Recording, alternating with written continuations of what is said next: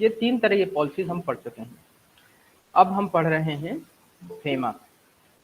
FEMA भी आपका जो फॉरेन रिजर्व है, फॉरेन एक्सचेंज है, उससे रिलेटेड है। तो इसके ऑब्जेक्टिव्स क्या क्या हैं, ये पहले क्या था, कैसे बना, इसके बारे में सारा कुछ डिटेल हम लोग इसमें पढ़ेंगे। तो चलिए स्टार्ट करते हैं। The foreign exchange management act 1999, in short this is called FEMA. So let's take in a brief introduction of FEMA. So foreign exchange control was first introduced in September 1939 under defence of India rule. अगर देखा जाए तो जो foreign exchange सबसे पहले introduce हुआ था वो था 1939 में। इसके अंदर में डिफेंस ऑफ इंडिया रूल, उस समय अंग्रेजों का शासन था, तो उस समय ये अंग्रेजों के डिफेंस रूल के अंतर्गत आया था, अंग्रेजों के डिफेंस रूल के अंतर्गत आया था। Now foreign exchange regulation act was first introduced in 1947। इसके बाद आपका आया था फॉरेन एक्सचेंज रेगुलेशन एक्ट, इसको बोलते थे फेरा।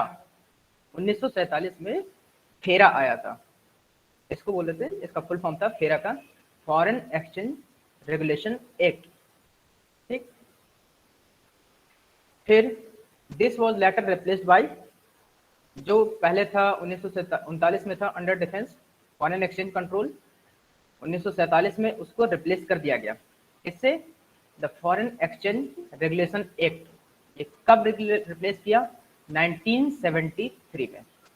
जो आपका फॉरेन एक्सचेंज कंट्रोल था 1939 में, ठीक, और ये फर्स्ट जो फेरा था इंट्रोड्यूस हुआ 1947 में, और इसके बाद इस फेरा को रिप्लेस कर दिया गया 1973 में। ठीक, नाउ फेरा was very strict and even has a provision for imprisonment. जो फेरा के रूल्स थे वो बहुत टफ थे और उसमें कारावास की सजा भी थी, जेल भी हो सकती थी। As a provision for imprisonment, FERA was not suitable in the new and liberal economy. FERA जो है, जो न्यू इकोनॉमी थी और जो लिबरल इकोनॉमी थी, उनके लिए सुटेबल नहीं था, उनके लिए सुटेबल नहीं था। अब जैसे आपके यहाँ अगर क्वेश्चन आता है तो ये भी पूछ सकता है कि फेरा को फेमा में जब कन्वर्ट किया गया तो उसके क्या कारण थे, what was the reason to convert the FERA into FEMA, इसके कारण आपको बताने होंगे। तो ये था कि इसमें ये जो लिबरल इकोनॉमी है या न्यू इकोनॉमी है उनके लिए सुटेबल नहीं था। इसके अलावा ये काफ़ी पुराना था, अंग्रेजों का रूल था। ठीक, इसके जो रूल्स थे वो बहुत टफ थे, वो बहुत टफ थे। ठीक, तो जिसकी वजह से हमें इसको रिप्लेस करना पड़ा 1999 में, किसके जरिए, फेमा के। जो ये फेरा था इसका थोड़ा सा चेंज कर दिया गया, रेगुलेशन एक्ट की जगह इसको मैनेजमेंट एक्ट कर दिया गया, इसको रेगुलेशन एक्ट की जगह मैनेजमेंट एक्ट कर दिया गया। तब ये कहलाया, जो पहले फेरा था वो फेमा बन गया और ये हो गया foreign exchange management act, foreign exchange management act. ये रिप्लेस तो हो गया था 1999 में, ये 99 में, लेकिन ये जो एग्जीक्यूट या इफेक्टिव हुआ, ये जो इफेक्टिव हुआ वो हुआ 1 जून 2000 से, जो इफेक्टिव हुआ वो हुआ 1 जून 2000 से। इसमें RBI plays a key role in the management of foreign exchange.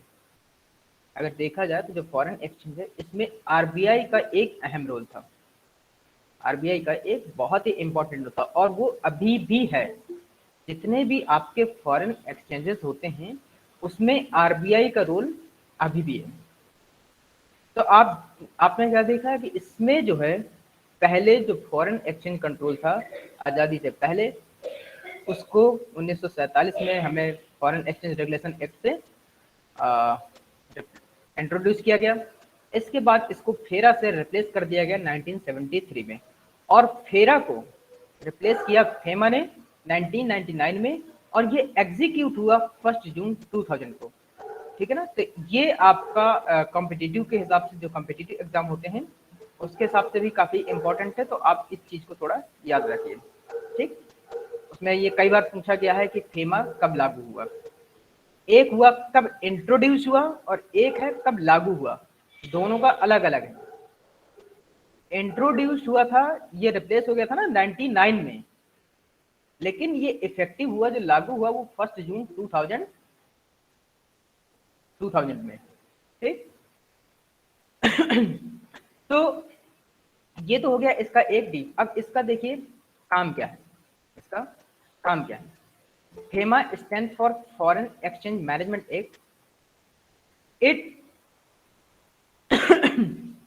is a soft, liberal and simplified law that aims at boosting foreign trade and investment more in tune with country's new economic environment of globalization of Indian economy।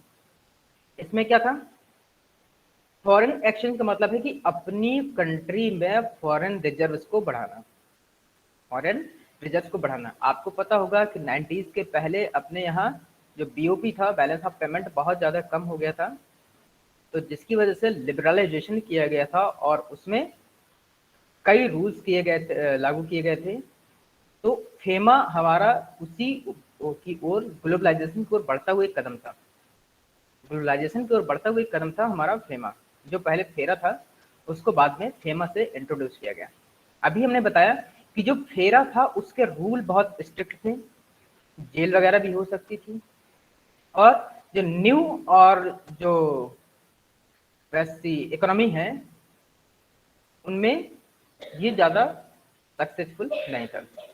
तो इस वजह से जो उसके rules और regulations थे, जो rules और रेगुलेशंस फेरा के थे, उनको क्या किया, उनको सॉफ्ट किया गया, उनको थोड़ा स्ट्रिक्टनेस से कम किया गया, उनको थोड़ा सा लिबरल किया गया। लिबरल का मतलब कि फिर उसमें इम्प्रिजनमेंट ज़्यादा, जो पहले टफ थे रूल थे उनको कम कर दिया गया, और रूल्स को भी सिंपल बना दिया। पहले क्या था, ऐसे ऐसे रूल्स थे उसमें जो लोगों को समझ में नहीं आते थे, तो फिर उस रूल्स को सिंप्लीफाइड भी कर दिया गया।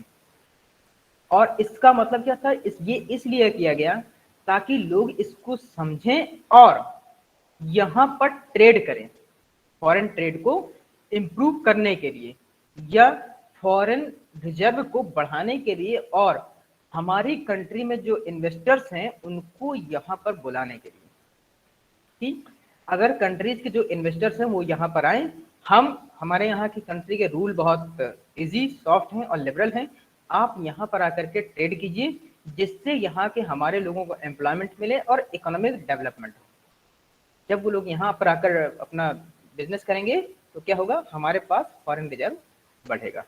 तो ये ग्लोबलाइजेशन की ओर बढ़ता हुआ एक कदम था जिसमें फेमा को लागू किया गया था। ठीक, क्योंकि उस समय देखा जाए तो हमारी जो कंट्री जब फेरा लागू हुई थी तब तो नई इकोनॉमी थी, आज़ादी के बाद का था, आधा समय तो हम लोगों ने युद्ध में ही निकाल दिया था, तो उसकी वजह से अपनी इकोनॉमी उतनी डेवलप नहीं थी, अपनी इकोनॉमी उतनी डेवलप नहीं थी कि इतने स्ट्रिक्ट रूल्स जो कि फेरा में बने थे उनको बियर कर पाती। अपनी इकोनॉमी न्यू होने की वजह से उसमें स्ट्रिक्ट रूल और बना देने से हमारी कंट्री में इन्वेस्टर्स ज़्यादा नहीं आ पा रहे थे। तो फिर फेमा के आने की वजह से फेमा में हमने उस रूल्स को लिबरल कर दिया और उसमें बहुत से रिलैक्सेंस और छूट दे दी, जिससे हमारे यहाँ इन्वेस्टर्स आने लगे। तो आपने देखा कि 2000 के बाद से कितने ज़्यादा इन्वेस्टर्स आने लगे, और अब तो देखिए कि इंडिया एक बहुत बड़ा मार्केट बन गया है फॉरेन मार्केटर्स के लिए। नाउ फेमा 1999 ये क्या है, फेमा एक statutory basis for exchange control है। ये एक विधिक, स्टैट्यूटरी मतलब कि कानूनी आधार है किसके लिए, एक्सचेंज कंट्रोल के लिए। एक्सचेंज कंट्रोल का मतलब क्या है, एक्सचेंज का मतलब यहाँ पर है ये आप जो करेंसी को एक्सचेंज करते हैं, जो आप ट्रेडिंग करते हैं फॉरेन करेंसी की, उसका एक एक्सचेंज है। ठीक, now the foreign exchange regulation act 1973 फेरा 1973 as amended by the Foreign Exchange Management foreign exchange management act 1999। जो फेरा था उस 1973 वाला, उसको अमेंड किया गया, उसको संशोधित किया गया from the statutory basis for exchange control in India. India में एक्सचेंज को कंट्रोल करने के लिए फेरा के नियमों को संशोधित करके फेमा बनाया गया। एक्सचेंज को कंट्रोल करने के लिए फेरा के नियमों को संशोधित करके फेमा को बनाया गया 1999 में। ठीक, FEMA has been introduced as the replacement of FERA. जो फेमा है वो फेरा का एक क्या था, रिप्लेसमेंट था। फेमा फेरा का रिप्लेसमेंट था। FEMA facilitating external trade and payments. ये क्या करता था, फेमा का काम था जो आपके एक्सटर्नल ट्रेड और पेमेंट हैं उनको फैसिलिटेट करना या उनको इम्प्रूव करना। एक्सटर्नल ट्रेड का मतलब कि जो आप फॉरेन कंट्री में ट्रेड करते हैं, आप वहां से चाहे इंपोर्ट कर रहे हो या फिर एक्सपोर्ट कर रहे हो, अगर आप फॉरेन कंट्री से चाहे एक्सपोर्ट कर रहे हो चाहे इंपोर्ट कर रहे हो, तो फेमा उसको फैसिलिटेट करता था और उसको कंट्रोल करता था। Now consolidate and amend the law relating to foreign exchange. अब इसमें क्या किया गया, इसमें आपको जो फॉरेन एक्सचेंज से रिलेटेड लॉज थे उनको अमेंड किया गया। कंसोलिडेटेड, उनको एक साथ किया गया, उनको एक साथ किया गया और उनको संशोधित किया गया जो फॉरेन एक्सचेंज से रिलेटेड लॉ थे। जो फेमा में लॉ थे इससे फॉरेन एक्सचेंज, मतलब कि अगर आप क्या करते हैं, आपको मान लीजिए ट्रेड करना है, आपने ट्रेड किया, आप फॉरेन में एक्सपोर्ट किया अपने प्रोडक्ट को, आपको मिले डॉलर, आपको डॉलर मिले, यूरो मिले, पाउंड मिले, तो अब यहाँ की कंट्री में तो आप उनको खर्च कर नहीं सकते, आप यहाँ पर उनको एक्सपेंस नहीं कर सकते। then what you have to do, then you have to convert your currency in your own country's currency। आपको उस करेंसी को जो आपने वहां कमाया है, वहां पर ट्रेडिंग के जरिए लिया है, उसको यहाँ की करेंसी में आपको कन्वर्ट करना पड़ेगा। तो इससे रिलेटेड कुछ लॉज बने और उनमें कुछ संशोधन हुआ। Now promoting the orderly development and maintenance of foreign exchange market in India, 49 section in the act. ये क्या हुआ, फिर उसमें एक एक्ट बनाया गया, एक अनुच्छेद है 49वां, उसमें क्या है, उसके अंतर्गत किया है, ठीक है ना, क्या, फेमा के बारे में कि फॉरेन एक्सचेंज को कैसे आपको कंट्रोल करना है, उसके रूल्स क्या है, उसको प्रमोट करना है। Promoting the orderly development and maintenance of foreign exchange market, आपको इसको प्रॉपर डेवलप करना है और इंडिया में जो फॉरेन एक्सचेंज का मार्केट है उसको बढ़ाना है, बढ़ाना जो है उसको मेंटेनेंस करना है और उसको और डेवलप करना है। फॉरेन एक्सचेंज मार्केट का मतलब है कि जितनी फॉरेन की करेंसी यहाँ पर आएगी उतना ही अपने यहाँ का फॉरेन रिजर्व बढ़ेगा, जितनी अपने यहाँ फॉरेन करेंसी आएगी उतना ही फॉरेन रिजर्व बढ़ेगा, जिससे अपनी कंट्री की इकोनॉमी स्ट्रांग होगी। ठीक, अब इसके ऑब्जेक्टिव्स क्या थे जरा देख लेते हैं। The main objectives of FEMA is to utilize foreign exchange resource of the country effectively। जो फेमा का मेन ऑब्जेक्टिव था, उसके पास जो फॉरेन एक्सचेंज के रिसोर्सेज हैं, मतलब कि जो उसको फॉरेन करेंसी मिल रही है जहां जहां से, उसको अच्छे से यूटिलाइज करना, उसका सही उपयोग करना था, जिससे कि कंट्री की इकोनॉमिक डेवलप हो सके प्रभावी तरीके से। जैसे हमको पता होना चाहिए कि आपका जो कंट्री का रिजर्व था 1990 के आसपास कितना कम था और धीरे धीरे करके वो कितना बढ़ा, पहले फिर 50 हुआ, फिर 100, फिर 150, फिर ऐसे इस समय 650 से ऊपर लगभग है। इस समय जो अपने पास रिजर्व है फॉरेन रिजर्व, वो लगभग 650 से थोड़ा कम ही है, उतना अपने पास फॉरेन रिजर्व हो गया है। नाउ तो इसका मेन ऑब्जेक्टिव क्या था, इसका मेन ऑब्जेक्टिव था कि जो हमारे पास फॉरेन एक्सचेंज के रिसोर्सेज हैं उनको कंट्री के इकोनॉमिक डेवलपमेंट के लिए उनका बेटर ऑप्टिमम यूटिलाइजेशन हो सके। Now it is facilitate external trade, payment, orderly development and maintenance of foreign exchange in India. ये इस बात का भी ध्यान रखता था कि आपके जो फॉरेन ट्रेड हो रही है, फॉरेन ट्रेड का मतलब आप जो फॉरेन से एक्सपोर्ट या इंपोर्ट कर रहे हैं उस पर आपको अगर बाहर से कोई पेमेंट मिली है, आपको बाहर से कोई पेमेंट मिली है तो उसका भी रेगुलेशन, साथ ही जो उसका डेवलपमेंट है फेमा का, और अगर आपको उसको कोई मेंटेनेंस की जरूरत है तो वो भी, ये सारा का सारा काम फेमा द्वारा देखा जाता था, फेमा द्वारा देखा जाएगा। इसका मेन ये भी एक इसका ऑब्जेक्टिव क्या, कि अगर आपको कोई पेमेंट लेना है तो ऐसा है, मान लीजिए कि आपने बाहर से पेमेंट मंगाया $10,000 का, तो यहाँ पर आकर के कितना हुआ, 75,000 रुपये अप्रॉक्सीमेट, मान लीजिए 75,000 रुपये आपको मिल रहे हैं। 10,000 वहाँ से किसी ने आपको पेमेंट किया है और यहाँ पर आपको 75,000 मिल रहे हैं, तो आपका क्या होगा, आपको कुछ चार्जेस देने पड़ेंगे। Now you have to pay some charges to trade this currency.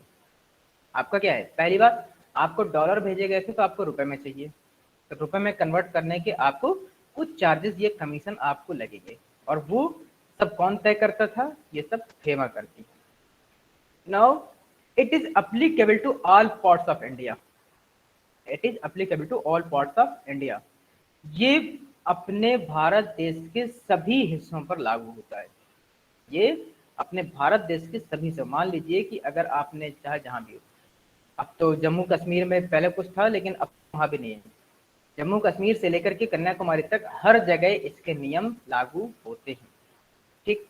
जैसे आपके ये वेस्टर्न यूनियन मनी ट्रांसफ़र और भी कई ऐसे इंस्टीट्यूशन चलते हैं जो आपके क्या करते हैं, जो आपके पैसे हैं उसको कन्वर्ट करते हैं, जो ये इंस्टीट्यूशन है आपके पैसे को कन्वर्ट करते हैं, और इनसे रिलेटेड रूल्स और रेगुलेशंस कौन बनाता है, फेमा।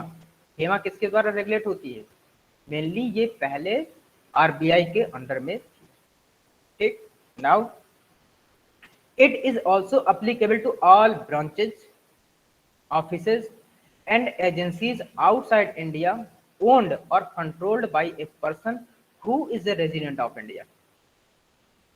फेमा में क्या था कि इसके रूल्स, अगर आप फॉरेन एक्सचेंज करते हैं, फॉरेन करेंसी की ट्रेडिंग करते हैं, तो इसका जो रूल है वो हर जगह चलेगा। मान लीजिए आप इंडिया के पर्सन हैं और इंडिया में आपको फॉरेन ट्रेड करना है, तो फिर आपका ऑफिस चाहे जहां भी हो, चाहे अमेरिका में हो या चाहे कोई एजेंसी हो या उसकी कोई शाखा हो, कहीं भी हो, अगर आप इंडिया के रेजिडेंट हैं, इंडिया के नागरिक हैं, तो आप पर उसके रूल लागू होंगे, आप पर उसके रूल लागू होंगे। Now it is head office is known as enforcement directorate is situated in New Delhi and headed by a director। तो इसका हेड ऑफिस है, जिसका हेड ऑफिस है उसको कहा जाता है इन्फोर्समेंट डायरेक्टरेट, वो कहाँ पर है, दिल्ली में। जो फेमा है उसका ऑफिस जो बोला जाता है वो है इन्फोर्समेंट डायरेक्टरेट, और दिल्ली में है जिसका एक सबसे मेन हेड होता है डायरेक्टर, डायरेक्टर इसका मेन हेड होता है। It is very important to end foreign trade and to maintain a good relation with other countries। It is very important to end foreign trade। ये बहुत जरूरी है किसके लिए, फॉरेन ट्रेड के लिए। अगर आप कहीं भी कंट्री में, ये अपनी कंट्री में नहीं, लगभग देश वर्ल्ड की सभी कंट्रीज में होता है, देश की सभी कंट्रीज में होता है कि अगर आप वहाँ की करेंसी, उस कंट्री में जा रहे हैं तो आपको वहाँ की करेंसी में पैसे चाहिए होते हैं, वहाँ की करेंसी में आपको मनी की रिक्वायरमेंट होती है। तो लेकिन चूंकि आप गए हैं इंडिया से अमेरिका, ब्रिटेन, यूएई कहीं भी गए हैं, तो आपको वहाँ की करेंसी में खर्च करने के लिए आपको पैसे, तो आप यहाँ से जितने पैसे लेकर के जाएंगे उसको वहाँ पर कन्वर्ट करवाना पड़ेगा, चाहे यहीं से कन्वर्ट करवा लीजिए चाहे वहाँ कन्वर्ट कराइए, उसके कुछ चार्जेस होते हैं, वो आपको पे करके आपको वो पैसे मिल जाते हैं कन्वर्टेड, ठीक। तो ये क्या है, इससे क्या होता है कि जो हम एक कंट्री से दूसरी कंट्री में ट्रेड करते हैं, तो इससे हमारे जो दूसरी कंट्री के साथ रिलेशंस होते हैं वो भी अच्छे और मेंटेन रहते हैं। अगर हम वहाँ पर अच्छे से ट्रेडिंग करते हैं तो हमारे रिलेशंस मेंटेन रहते हैं और अच्छे बने रहते हैं। नाउ ये तो हमारे पास हो गए इसके कुछ ऑब्जेक्टिव्स। याद रखिएगा शॉर्ट क्वेश्चन में पूछा जाएगा, what are the objectives of the FEMA. Now FEMA act applicable to, अब ये कहाँ कहाँ पर एप्लीकेबल होता है। The FEMA is applicable to the whole of India, FEMA पूरे इंडिया में लागू है। Any branch, office and agency which is situated outside India but is owned or controlled by a person resident in India, किसी भी शाखा में, मतलब कि ऐसा पर्सन जो भारत का निवासी है, उसकी कहीं भी ब्रांच हो, कहीं भी ऑफिस हो या कोई एजेंसी हो जो भारत के बाहर होगी, लेकिन अगर वो भारत के नागरिक द्वारा ऑन्ड है, मतलब कि उसको भारत का नागरिक चला रहा है, तो उस पर फेमा के सभी रूल्स एप्लीकेबल होंगे। Broadly speaking, FEMA covers 3 different types of categories. तो अगर इसको हम डिवाइड करें तो 3 मेन कैटेगरीज हैं जिसको हम डिवाइड करते हैं जहाँ फेमा लागू होता है।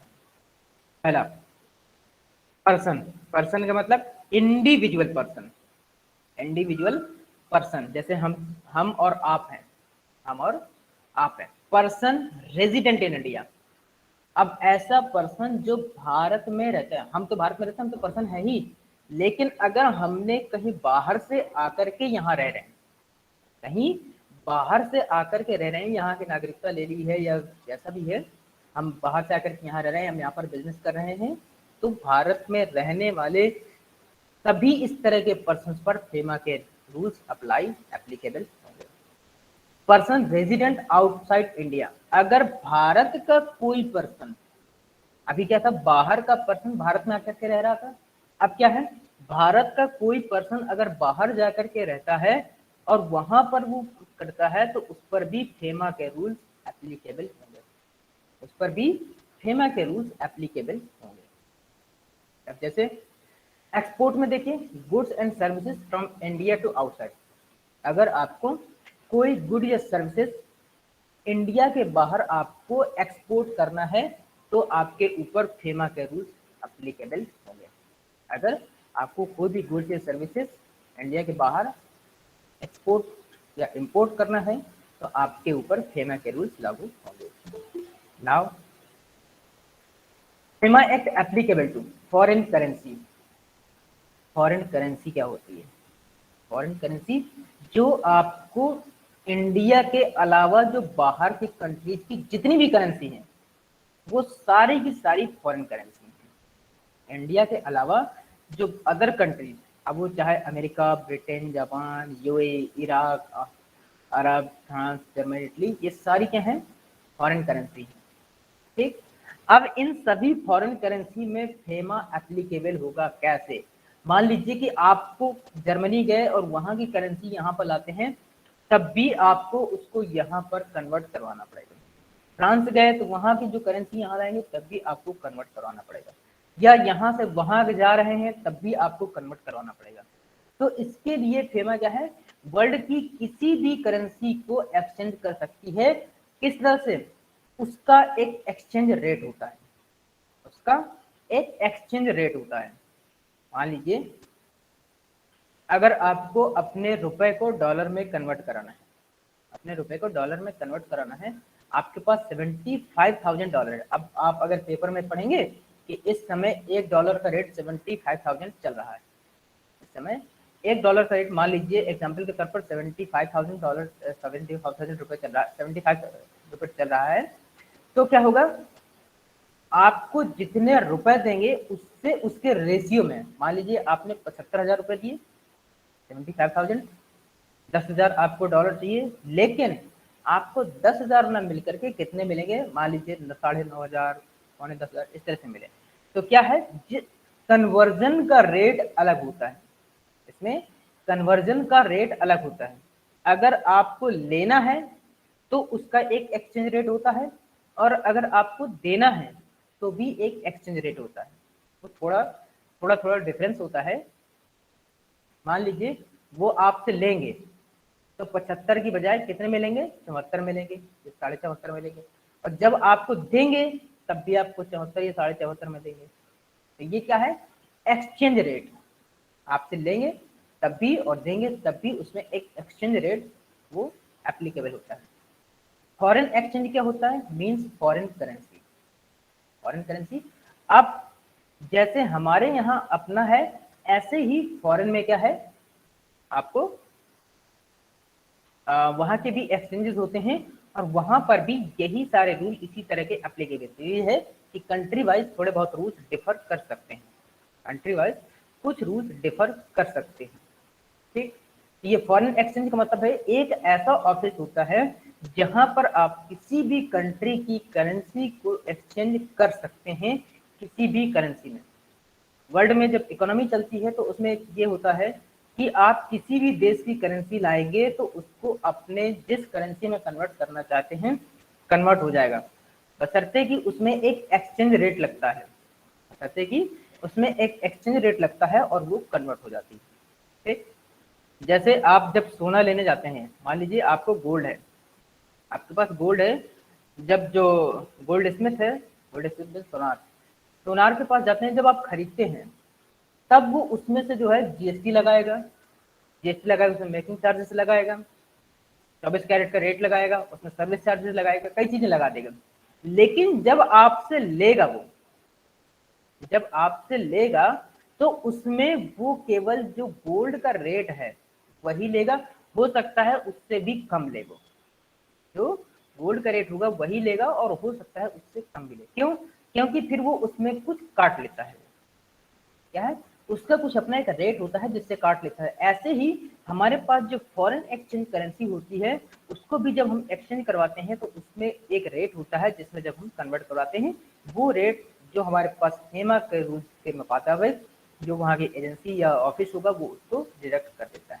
Now foreign security, security express in foreign currency. अब यहाँ पर सिक्योरिटी से मतलब आपके जो इक्विटीज हैं, इक्विटीज हैं, अब आपने उसको किस फॉर्म में लिया है। फॉरेन सिक्योरिटी का मतलब जैसे इक्विटी शेयर्स वगैरह होते हैं, डिबेंचर्स वगैरह होते हैं, ये क्या होते हैं, ये सब सिक्योरिटीज हैं आपके। इक्विटी शेयर, प्रेफरेंस शेयर, ये सब आपके सिक्योरिटीज हैं। क्या आपने इनको फॉरेन करेंसी के फॉर्म में लिया है? अगर इनको हम फॉरेन करेंसी के फॉर्म में एक्सप्रेस करते हैं तो ये कहलाती है फॉरेन सिक्योरिटी, ये कहलाती है आपकी फॉरेन सिक्योरिटी। आपके पास जितने भी सिक्योरिटीज हैं, चाहे इक्विटी हो, चाहे प्रेफरेंस हो, चाहे डिबेंचर्स हो, चाहे बॉन्ड हो, अगर हम उनको फॉरेन करेंसी के टर्म में एक्सप्रेस करते हैं तो वो कहलाती है हमारी फॉरेन सिक्योरिटी।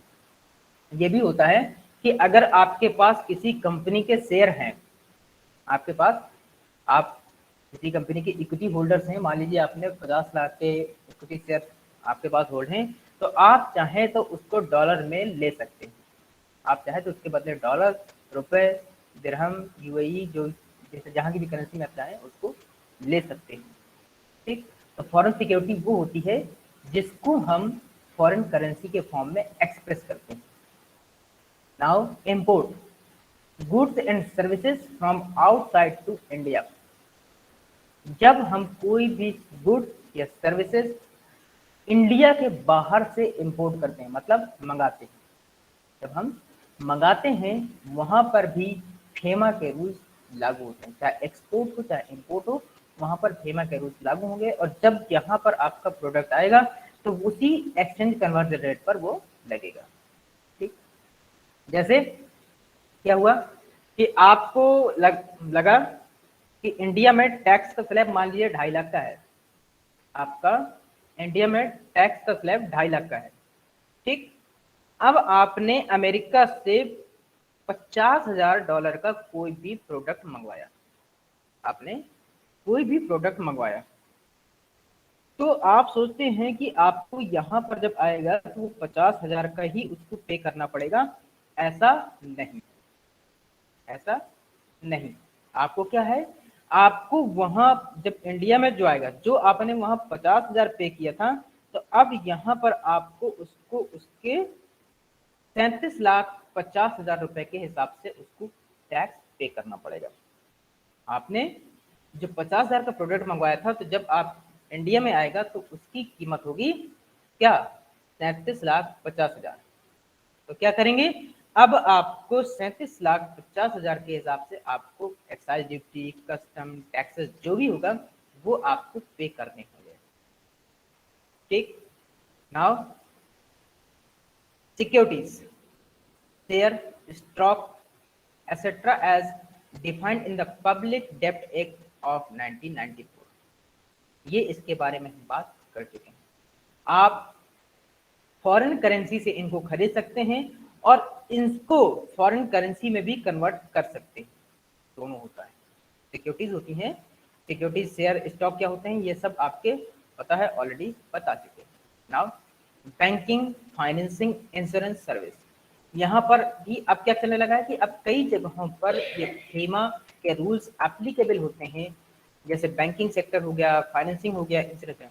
क्योंकि अब आपको एक्सचेंज करना, पहले क्या था, एक्सचेंज करवाने के लिए आपको RBI के पास जाना पड़ता था, लेकिन अब ऐसा सिस्टम नहीं है। अब आप बैंकिंग में और कई ऐसे फाइनेंशियल इंस्टीट्यूशन या ऑफिसेज हैं जहां से आप उनको कन्वर्ट करवा सकते हैं। वो अथॉरिटी उनको गवर्नमेंट ने, जो RBI ने है, वो दे रखी है कि आप इसको कर सकते हैं। ठीक, इसके बाद जो आपके पास फॉरेन एक्सचेंज है, जो फॉरेन एक्सचेंज है उसको आप ट्रांसफर भी कर सकते हैं। आपके पास जो भी फॉरेन एक्सचेंज है आप उसको ट्रांसफर कर सकते हैं, चाहे उसको सेल कर सकते हैं, परचेज कर सकते हैं, या उसको ट्रेड कर सकते हैं, या बदल सकते हैं। उसको सेल, परचेज, एक्सचेंज कुछ भी आप उसको कर सकते हैं। उसकी ऑनरशिप भी ट्रांसफर कर सकते हैं। जो आपके पास करेंसी है उसकी ऑनरशिप को भी आप ट्रांसफर कर सकते हैं। ठीक, citizen of India residing outside, NRI क्या होते हैं? NRI जो पर्सन आपके इंडिया से बाहर रहते हैं, वो पर्सन जो आपके इंडिया से बाहर रहते हैं वो कहलाते हैं NRI। ओवरसीज कॉर्पोरेट बॉडी, ये है OCB, एक company, firm etcetera owned at least 60% by NRI। कोई भी ऐसी कंपनी, कोई भी ऐसी कंपनी जिसका 60% शेयर NRI द्वारा ओन्ड हो। NRI कौन? वो भारत का पर्सन जो बाहर फॉरेन में जाकर के रहने लगा है।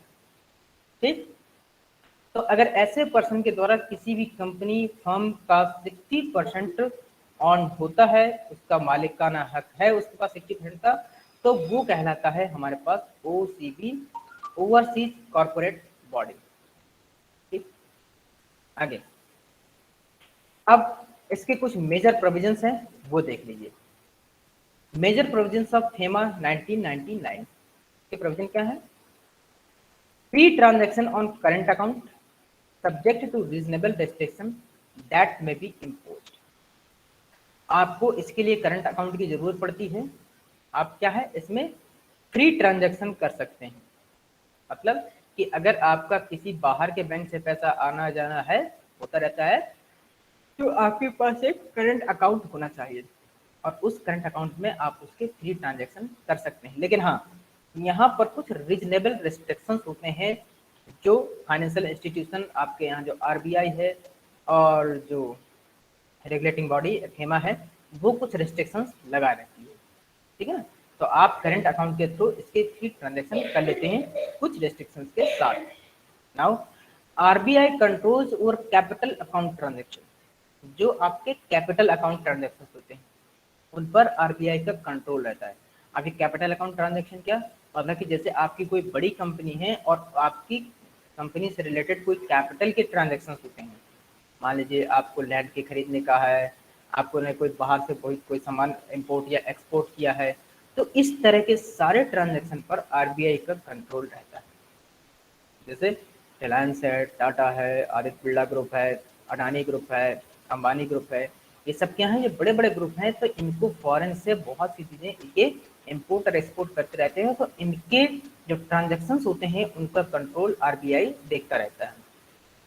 Now control over realisation of export proceed, control over realisation of export proceed.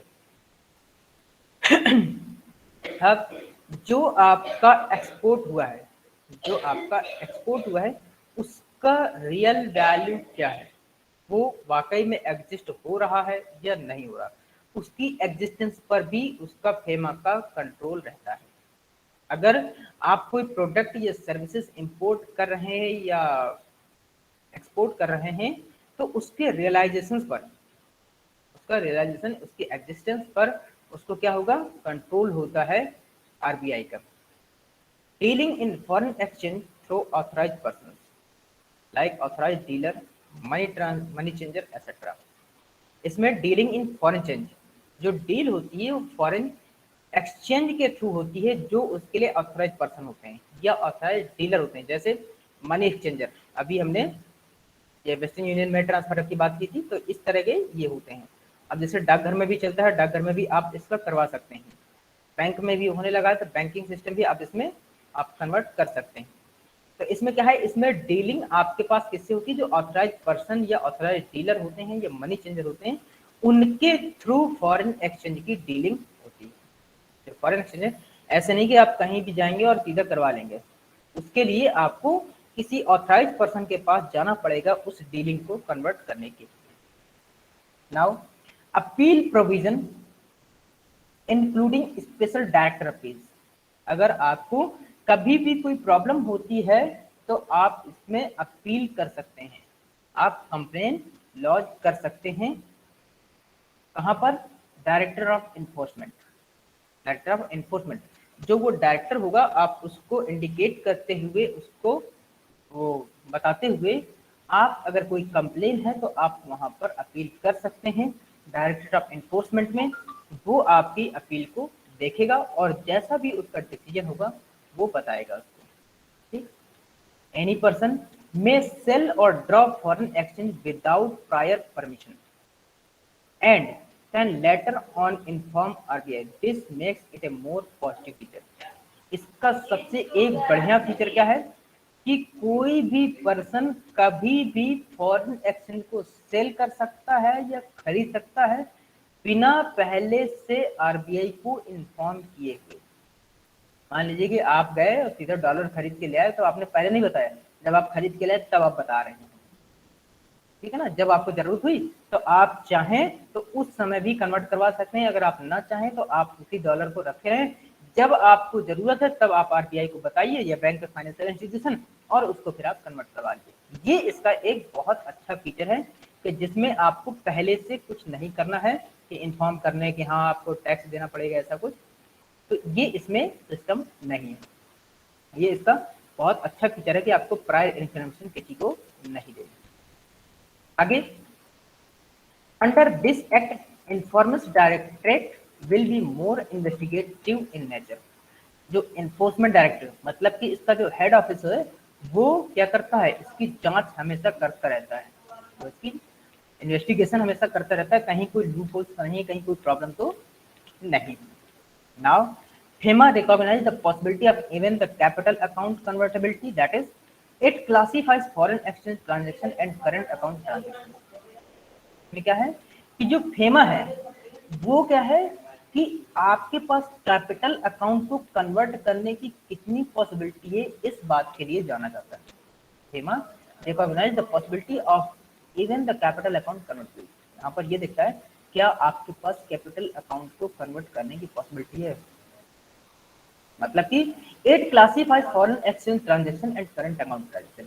ये दो अलग अलग ट्रांजैक्शन होते हैं, एक फॉरेन एक्सचेंज ट्रांजैक्शन अलग होगा, एक करंट अकाउंट ट्रांजैक्शन एक अलग होगा। ये दोनों को अलग अलग करता है। जो FEMA है, आपका करंट अकाउंट अगर है तो उसमें ये दोनों ही ट्रांजैक्शन अलग अलग होते हैं। The violation of FEMA is a civil offence.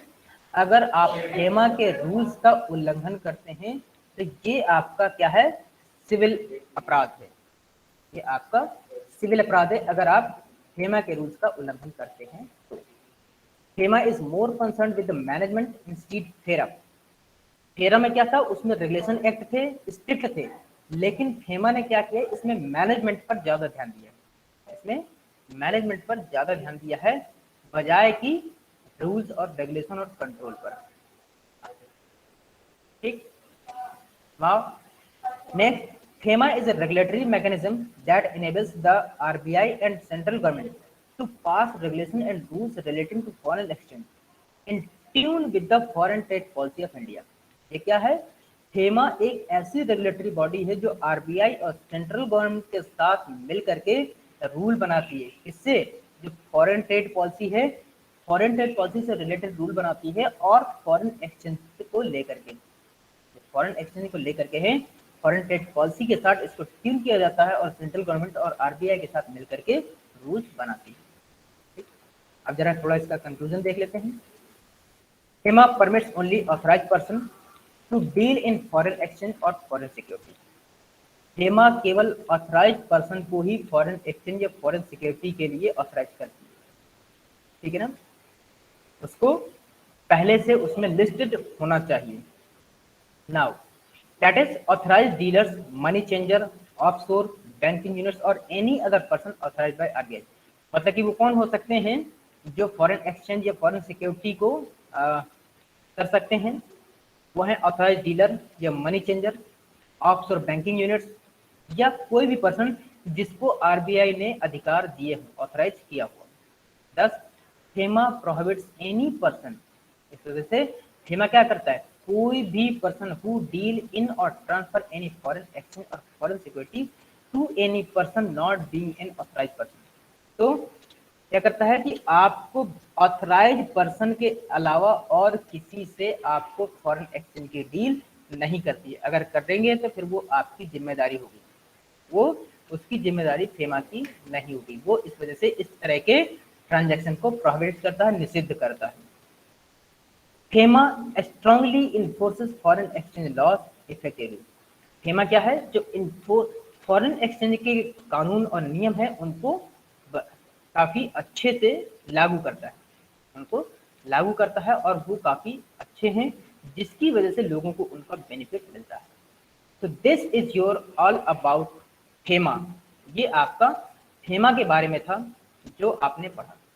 अब अगर यहाँ तक किसी का कोई प्रॉब्लम हो तो पूछ सकता है।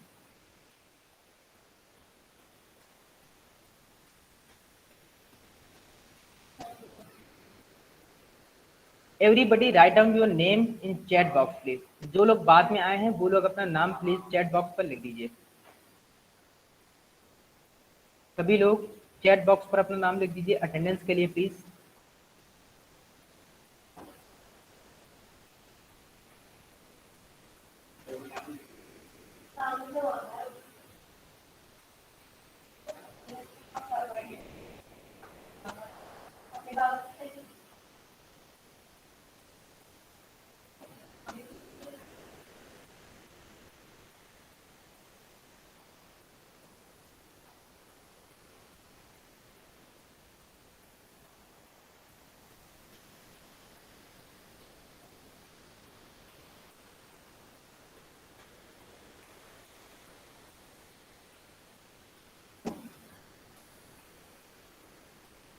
सभी लोग अपना नाम लिख जाइए जरूर।